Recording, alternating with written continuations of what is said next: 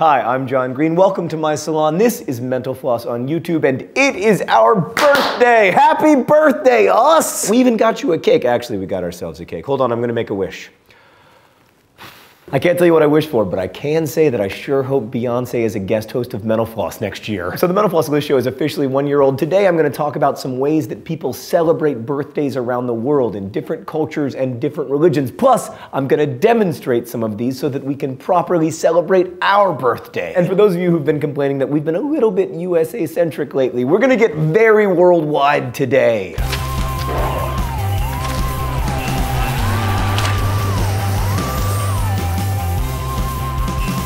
Let's start with the actual origins of birthdays themselves. They may have started with the ancient Egyptians, like the Bible notes a pharaoh's birthday, although it's possible that could mean the date of the pharaoh's death, like the day that he became a god. The ancient Romans definitely celebrated birthdays, though, and were probably the first people to celebrate their family and friends' birthdays, not just those of rulers and gods. In Denmark, a Danish flag placed outside the home means that it's somebody's birthday. If it's a child's birthday, the presents are usually placed on or around the child's bed, so they can wake up surrounded by presents. That's nice. Sometimes a cake man or cake lady is served, depending on whether the party is for a boy or a girl. The head of the cake person is usually chopped off first, which I will now demonstrate. This was a camel, and now it is a decapitated camel. At birthday parties for children in Australia and New Zealand, you might find fairy bread, which is white bread, butter, and sprinkles. By the way, the round and colorful sprinkles are called hundreds and thousands there. I'm now going to make some fairy bread because it is basically the perfect food, so far as I can tell. What I'm not an expert in?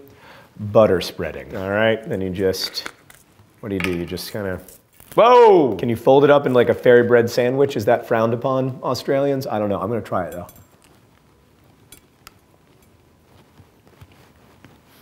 Whoa. At a Brazilian birthday party, people might pull the earlobes of the guest of honor. You can also probably expect to see brigadeiro there, which are a kind of chocolate truffle. Ear pulling is also a thing in Hungary, where there's in fact a rhyming song that accompanies it. The translation is, "God bless you, live so long your ears reach your ankles." Earlobe pulling is kind of similar to what other cultures refer to as the bumps. The bumps are especially common in the UK and Ireland, where the birthday boy or girl is lifted up and bumped on the ground once per each year they have been alive. The US and Canada have a similar tradition, but with punches instead of bumps, because we're much more violent. Another violent sounding tradition in the US are smash cakes. These are small individual cakes given to babies to do what they do best, make a mess of their food. I'm not going to explain this one because you're on the internet, so I assume that you've already seen how adorable it is to watch babies destroy stuff. Instead, I'm going to demonstrate. So I am a father. I've seen children do this a lot. Basically, you just go in and you just,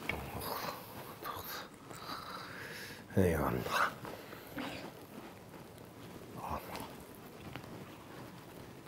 That's basically it. In addition to punches, Canadians have been known to spread butter on the nose of the birthday person. Mark, I know that you are Canadian, but please don't make me do this one because I just finished cleaning myself up after the smash cake. Similarly, it's considered good luck in Nepal to put colored rice yogurt on your forehead for birthdays. Mexicans have a special birthday song, Las Mañanitas, aka the Little Mornings, which is usually sung at a party before the group eats cake. And of course, piñatas are a common way to celebrate a birthday in Mexico. Although we usually think of them as Mexican, piñatas actually originated in China and were used to celebrate New Year's. It was Europeans who eventually brought them over to Mexico. In Ghana, a traditional birthday dish is addo, mashed yams with eggs and onions. In China, yi mein is commonly eaten on birthdays. In English, those are longevity noodles or long life noodles. Also, be sure to avoid giving a watch or clock as a gift in China. Those are considered bad luck. Celebrating individual birthdays is rare in Vietnam. Instead, all birthdays are celebrated on the Vietnamese holiday of Tet, which is a New Year's celebration. Children do receive gifts though. Their elders give them red envelopes with money inside. Korea operates somewhat similarly. First birthdays are celebrated, but subsequent birthdays are all celebrated on the new year. Wishing someone happy birthday before their actual birthday is considered bad luck in Germany. On someone's 16th birthday in Germany, they may have flour thrown on their head, which may sound rough, but in Jamaica, throwing flour on the head is an every birthday tradition, not just a one-time thing.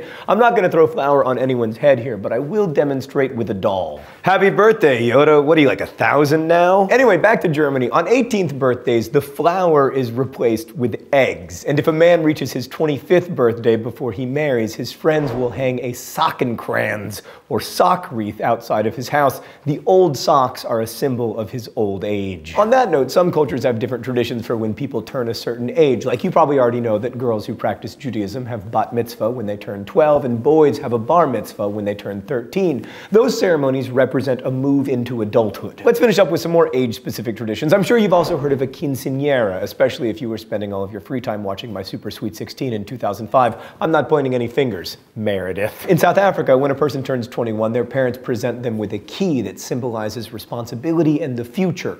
In Holland, they celebrate crown years, which are the ages 5, 10, 15, 20, and 21. On those birthdays, you get bigger presents. The 1st, 5th, 10th, and 15th birthdays are the most important in Nigeria. Up to 100 people might show up to those celebrations, which usually involve a feast. For boys who practice Orthodox Judaism and Hasidic Judaism, the 3rd birthday is important because it's the day they receive their first haircut. In fact, that tradition has now spread in Israel and doesn't always apply only to religious people. Similarly, people from the Indian island of Minicoy shave their newborn baby's head after 20 days. Then the hair is weighed. Whatever the weight is will be given to charity in silver or gold. That's not a birthday thing, really. We just thought it was cool. And now I return to my salon to tell you that the Chinese also have a special first birthday tradition. The baby is placed in front of a bunch of objects like books, flowers, stationery, coins, and toys. Parents believe that the items the baby reaches for are indications of future interests. So like if a coin is chosen, it's considered good luck and a sign that the baby in question will one day be rich. We're gonna try this out actually with our office dog, Alex. All right, Alex, what will you choose? Oh, it turns out that Alex is beyond material possessions. She chooses enlightenment. Thanks for watching Mental Floss on YouTube, which is made with the help of all of these nice people. Every week we endeavor to answer one of your mind-blowing questions, and this week's question comes from the Night Troll 13, who asks, why do we call a 60th of a minute a second? Well, Night Troll 13, this comes from a Latin word, secunda, which meant second diminished part, because the hour is divided twice by 60. The first division gives us minutes, the second division gives us seconds. If you have a mind-blowing question you'd like answered, please leave it below and we'll endeavor to answer as many as we can. Thank you again for watching, and as we say in my hometown, don't forget to be awesome. That's pretty strong piñata.